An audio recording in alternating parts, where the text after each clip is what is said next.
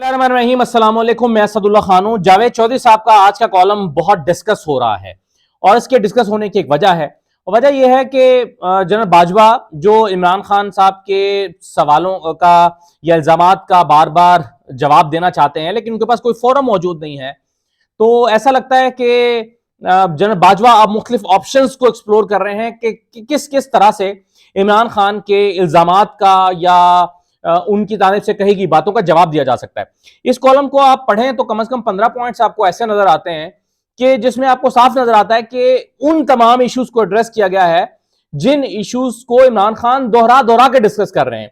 मसलन जनरल बाजवा के बारे में अब तक जो इमरान खान की बातों से तासुर उभरा है कि उन्होंने करप्शन की है, साबिर मिठू का बार बार जिक्र होता है, या वो बहुत झूठ बोलते थे, तो या फिर ये है कि वो एक्सटेंशन के ख्वाहिशमंद थे, या ये कि वो नवाज शरीफ से बहुत राब्ते में रहते थे। तो इन तमाम सवालों का जवाब हमें इस कॉलम में मिलता है और ऐसा मालूम होता है कि खास उन इश्यूज को एड्रेस किया गया है जिन इश्यूज को एक जो इमरान खान है वो हिट कर रहे हैं। और ये एक जो है वो जनरल बाजवा को बेल आउट करने की कोई कैंपेन सी महसूस होती है। लेकिन बहरहाल हम देख लेते हैं कि कौन से ऐसे पॉइंट्स हैं जिसको इसमें डिस्कस किया गया है और इनका क्या मकसद है, इन पॉइंट्स को कॉलम में लिखने का क्या मकसद है। देखें, एक तो जावेद चौधरी साहब ने ये एस्टैब्लिश किया कि जनरल बाजवा जो है उनका घर दरमियाने साइज का एक साफ सुथरा घर है। यानी सबसे पहले जो इमरान खान बार बार कह रहे हैं, या जनरल पिछले दिनों एक जो स्टोरी भी आई थी कि असासे जाहिर हो गए थे, जनरल बाजवा की अहलिया के असासे जाहिर हो गए थे, और जो एफबीआर की तरफ से डॉक्यूमेंट्स लीक हुए थे, और फिर साबिर मिठू के डॉक्यूमेंट्स जो हैं वो उनकी प्रॉपर्टी और उनकी जायदादों के हवाले से डिटेल्स हमारे सामने आई थी। तो उस तासुर को न्यूट्रलाइज करने के लिए ये पॉइंट शामिल किया गया है कि उनका घर जो है वो दरमियाने साइज का साफ सुथरा घर है। यानी बहुत बड़ी जायदाद नहीं है, उन्होंने कोई बहुत बड़ा फार्म हाउस नहीं बनाया। ये जो कहा जाता था कि बेल्जियम में उन्होंने जमीनें खरीदी हैं, बेल्जियम में फार्म हाउस बनाया है, उन्होंने कहा नहीं, उनका तो एक छोटा सा घर है और वो उस घर में जो है वो दरमियाने साइज के घर में, अब दरमियाने साइज का 2 कनाल का 4 कनाल का ये उन्होंने जिक्र नहीं किया, लेकिन बाहर उन्होंने कहा कि दरमियाने साइज का एक घर है। अच्छा, अब ये घर क्या बहुत एक्सपेंसिव चीजों के साथ जो है वो इसमें रास्ता किया गया? इसको नहीं। वो कहते हैं जी बेगम साहबा पुरानी और सस्ती चीजें उम्र भर जमा करती रही हैं, थोड़ी थोड़ी करके। एंटीक चीजें, यानी पुरानी दुकानों से एंटीक चीजें जाके जमा करती रही हैं। सस्ती का लफ्ज इस्तेमाल हुआ इस कॉलम में। वो जमा करती रही हैं और जमा करके जो है वो उन्होंने इस घर में बहुत खूबसूरती से उसको परो दिया है। इससे इन दोनों पॉइंट से यही साबित करने की कोशिश की गई है कि ये बहुत वेल्दी नहीं है, बल्कि इन्होंने उम्र भर थोड़ी थोड़ी जोड़ के जमा करके शौक की वजह से और इस घर को उन्होंने बहुत खूबसूरती से बनाया है। फिर वो कहते हैं कि बेगम साहिबा ने जनरल साहब के किरदार और उनकी हया पर कभी शक नहीं किया। यानी जनरल बाजवा एक बहुत अच्छे किरदार के, साफ सुथरे किरदार के मालिक हैं और यही वजह है कि उनकी अहलिया ने कभी उनके ऊपर शक नहीं किया। तो ये उनके कैरेक्टर को शो करता है। तो वो बड़े हाई मॉरल ग्राउंड्स पर रहने वाले आदमी हैं। फिर एक जो तासुर है कि उन्होंने बड़ा माल बनाया हुआ है, तो इस तासुर की नफी करने के लिए मजीद उन्होंने कहा कि बेटों की पढ़ाई पर बेगम साहिबा के वालिद की तरफ से जो मिलने वाली रकम है वो खर्च हुई। यानी जनरल बाजवा की जो अहलिया हैं, बेगम साहिबा हैं, उनके वालिद ने जो रकम उनको दी थी, उनके हिस्से की दी होगी, विरासत की दी होगी, वो उन्होंने इनके बेटों की तालीम पर खर्च कर दी। जनरल बाजवा इतने पैसे नहीं कमाते थे अपनी तनख्वाह से, या उनके कोई इतने असासे नहीं थे कि वो अपने बच्चों को इतनी आला तालीम दिला सकते, बल्कि उनकी अहलिया ने अपने वालिद की तरफ से विरासत में मिलने वाली जो रकम है वो बच्चों की पढ़ाई पर खर्च की। ठीक हो गया जी। अच्छा, आगे चलते हैं। साबिर मिठू का जो बहुत जिक्र होता है, इमरान खान कहते हैं 200 अरब की इन्होंने प्रॉपर्टियां बनाई हैं, पिछले दिनों डॉक्यूमेंट्स भी सामने आ गए थे। अच्छा, साबिर मिठू को उन्होंने कहा कि इनके बारे में समझा जाता है कि ये बेजोड़ रिश्ता है जो उनके साथ समधी का रिश्ता, यानी अपनी बेटे का रिश्ता उनकी बेटी के साथ किया, तो ये एक बेजोड़ सा रिश्ता है। ये क्या रिश्ता हुआ है? वो पढ़े लिखे आदमी नहीं है चूंकि, तो जनरल बाजवा उनके साथ कहां गए? तो शक करते हैं लोग कि जनरल बाजवा उनके साथ प्रॉपर्टी का काम करने के लिए या माल बनाने के लिए उनके साथ उन्होंने ये रिश्ता इस्तवार किया। इसकी वजाहत भी की गई है इस कॉलम में, और कहा गया है कि रिश्ते की बात जो है वो तब शुरू हुई जब जनरल बाजवा मेजर जनरल थे। यानी आर्मी चीफ बनने का तो कोई चांस उस वक्त कोई दूर दूर तक इम्कान नहीं था, तो तब से ये रिश्ते की बात चल रही है, ये आर्मी चीफ बनने के बाद नहीं हुआ।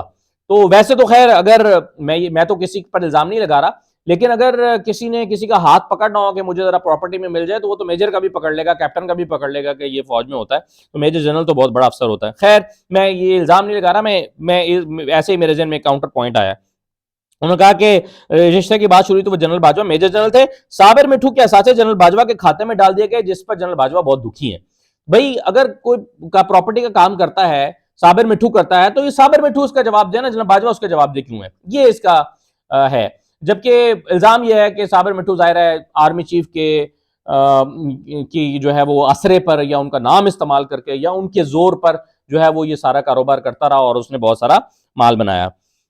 پھر انہوں نے کہا کہ جنرل باجوہ نے اپنے اثاثوں کے فورنزک آڈٹ کرا رہے ہیں تاکہ ساتھ دودھ کا دودھ پانی کا پانی ہو جائے، سب کچھ سامنے آ جائے کہ وہ جب ان کی تنخواہ 1400 روپے ہوتی تھی اور آخر میں جب وہ ریٹائر ہوئے ہیں تو ان کی کتنی تنخواہ تھی، تو اس دوران جتنے پیسے انہوں نے کمائے اس کا پورا حساب کتاب وہ ایک وائٹ پیپر شائع کر رہے ہیں تاکہ سب کو پتہ چل جائے، جو لوگ باجوہ پر الزامات عائد کر رہے ہیں ان کو پتہ چل جائے.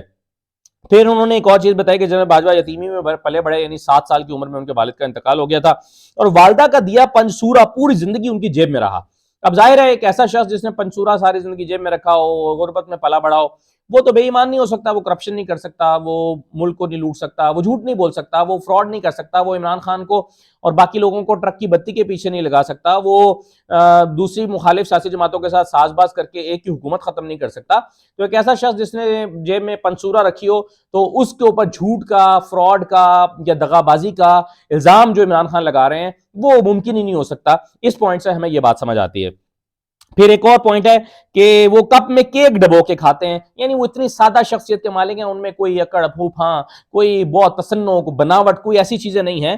وہ تو کپ میں کیک ڈبو کے کھاتے ہیں اور اس طرح سے اپنا اور چائے، ایک اچھی چائے ان کو مل جائے جو کہ نواز شریف کا خانسامہ بنایا کرتا تھا، اسی پر وہ نہال ہو جاتے ہیں. پھر وہ کہتے ہیں کہ ایک اور نقطہ بڑا امپورٹنٹ ہے جس پر انہوں نے بات کی ہے اس کالم میں، وہ یہ کہ تاثر یہ دیا جاتا ہے کہ جنرل فیض اور جنرل فیض حمید اور جنرل باجوہ کی بڑی سخت لڑائی رہی ہے اور پوری جنرل باجوہ نے کوشش کی کہ فیض حمید جو ہیں وہ آگے نہ آئیں، بلکہ فیض حمید کو ہٹایا کہ کہیں وہ آرمی چیف نہ بن جائیں اور عمران خان سے جو ہے وہ اس سلسلے میں لڑائی لی. انہوں نے کہا کہ جنرل فیض اور جنرل باجوہ کے تو تعلقات بہت اچھے ہیں، اتنے اچھے کہ وہ تو ایک کمبائنڈ پروجیکٹ پہ کام کر رہے ہیں. یعنی اس تاثر کی اس میں نفی ملتی ہے کہ جو تاثر تھا کہ ان کی آپس میں مخاصمت رہی ہے. پھر انہوں نے کہا کہ پھر ایک اور تاثر ہے، ایک تاثر عام یہ ہے کہ جنرل باجوہ نواز شریف سے بار بار رابطے میں رہے ہیں. رجیم چینج آپریشن کے سلسلے میں ان کی کئی میٹنگز ہوئی ہیں، خود براہ راست ہوئی ہیں یا فون پر ہوئی ہیں یا کسی اور کے ذریعے سے ہوئی ہیں یا کوئی بندے بھجوا کے بات چیت ہوئی ہے. یہ تاثر ہے، صحیح ہے یا غلط ہے مجھے نہیں پتا، لیکن اس کی بھی نفی کی اس کالم میں ملتی ہے اور کہا گیا ہے کہ میاں نواز شریف سے ان کی صرف ایک بار بات ہوئی اور وہ بھی صرف اس وقت جب کلثوم نواز کا انتقال ہوا تو افسوس کرنے کے لیے انہوں نے کال کی. یعنی جنرل نواز شریف جنرل باجوہ کو گالیاں دیا کرتے تھے کہ تم نے میری حکومت کو ختم کیا، بتاؤ تم نے میری حکومت کیوں نکالی، اور انہوں نے ان کی اہلیہ کا افسوس کرنے کے لیے بس فون کیا، اس کے علاوہ ان کی کوئی بات چیت نہیں ہوئی. ہاں، ایکسٹینشن کے حوالے سے بہت ہی دلچسپ بات اس کالم میں لکھی گئی ہے، ہمیں یہ نہیں پتا، ہم یہ سمجھتے رہے ہیں آج تک کہ جنرل باجوہ نے نہ صرف ایکسٹینشن مانگی اور اس وقت خود تحریک انصاف کے، میرے پاس نام ہیں وہ 4 تحریک انصاف کے لیڈرز کے جن کو سمجھا بجھا کر عمران خان کے پاس بھیجا گیا کہ ایکسٹینشن کی بات کرو، اور انہوں نے ایکسٹینشن کی بات چلائی اور وہ فوج کے کافی قریب سمجھے جاتے ہیں. ابھی مناسب نہیں ہے نام بتانا، آف دی ریکارڈ تھا یہ، لیکن جنرل باجوہ نے اپنی بات چلائی کہ ان کو ایکسٹینشن دی جائے. اور یہاں وہ کہہ رہے ہیں کہ جنرل باجوہ کو اعتماد میں لیے بغیر عمران خان نے یہ فیصلہ کر دیا کہ جی آپ کو ایکسٹینشن دینی ہے، اور جنرل باجوہ نے بھی اس لیے قبول کر لیا کہ اس وقت انٹرنیشنل حالات کس قسم کے تھے کہ انہوں نے قبول کر لیا، لیکن وہ سمجھتے ہیں کہ ان کی غلطی، ان کو ایکسٹینشن نہیں لینی چاہیے تھی اور ان کو ہیرو بن کے چپ کر کے نکل جانا چاہیے تھا. تو ایکسٹینشن یعنی آج جو عمران خان کہتے ہیں کہ وہ آخر تک ایکسٹینشن، اور ہماری خبر بھی یہی ہے کہ وہ آخر تک ایکسٹینشن کی کوشش کرتے رہے. نواز شریف سے بھی ایکسٹینشن، ابھی پچھلے مہینے نومبر میں بھی کوشش کرتے رہے کہ مجھے ایکسٹینشن مل جائے، لیکن اس کالم میں بہرحال بالکل مختلف بات ہے. اور ہمیں یہ پتا چلا ہے، کیونکہ یہ اس لیے باتیں امپورٹنٹ ہیں کیونکہ جاوید چودھری نے اس میں ذکر کیا ہے کہ میری 6 گھنٹے ملاقات ہوئی ہے ان کے گھر پہ، جنرل باجوہ کے گھر پہ. تو ظاہر ہے یہ سب کچھ جو ہے وہ جنرل باجوہ نے خود بتایا ہے جاوید چودھری کو، یہ اپنے پاس سے یا اپنے سورسز سے وہ کوٹ نہیں کر رہے ہیں. تو انہوں نے کہا کہ جو ہے ان کے جنرل باجوہ کو اعتماد میں لیے بغیر ایکسٹینشن کا فیصلہ کیا اور جنرل باجوہ نے اس کو قبول کر لیا، لیکن وہ سمجھتے ہیں اس کو قبول نہیں کرنا چاہیے تھا. یعنی عمران خان نے زبردستی ایکسٹینشن دی. ایک اور تاثر بڑا ملتا ہے وہ یہ کہ جنرل عاصم باجوہ جو ہیں ان کو نہیں لگانا چاہتے تھے army chief general Bajwa, general Asim Munir کو جنرل باجوہ جو ہیں وہ نہیں لگانا چاہتے تھے آرمی چیف. لیکن اس تاثر کی بھی ہمیں نفی ملتی ہے اس کالم میں. تو وہ یہ کہ وہ کہتے ہیں کہ جی جنرل عاصم منیر بڑے زبردست ایماندار پروفیشنل ہیں اور بڑے محترف ہیں اور عربی زبان جانتے ہیں اور بڑے زبردست وہ گلف کی اسٹیٹ کے ساتھ پورا رابطہ کر سکتے ہیں، بات چیت کر سکتے ہیں، اور وہ بہت ہی مناسب اور مؤثر چوائس ہیں. تو اس کی بھی نفی ہو گئی. تو کہنے کا مطلب یہ ہے کہ وہ بہت ساری باتیں جو جنرل باجوہ کے بارے میں یا تو عمران خان کہتے ہیں یا ہمیں اپنے سورسز سے پتہ معلوم ہو رکھی ہیں, ان سب کی نفی کی گئی ہے اس کالم میں. اور یہ کالم ظاہر ہے جنرل باجوہ ہی کا موقف ہے جو 6 گھنٹے کی اس ملاقات میں ان کے سامنے آیا. اور جاوید چودھری نے یہ نہیں لکھا کہ جنرل باجوہ کا کہنا ہے, جنرل باجوہ کہتے ہیں, یا ان کا دعویٰ ہے, یا وہ سمجھتے ہیں. تو چونکہ ان کو جاوید چودھری نے اپنی زبان میں کوٹ کیا ہے کہ یہ ہوا ایسے ہوا, تو اس کا مطلب یہ ہے کہ کالم نگار ان کی ان تمام چیزوں سے متفق ہے اور وہ اس کو اپنے قلم سے نیریٹ کر رہا ہے.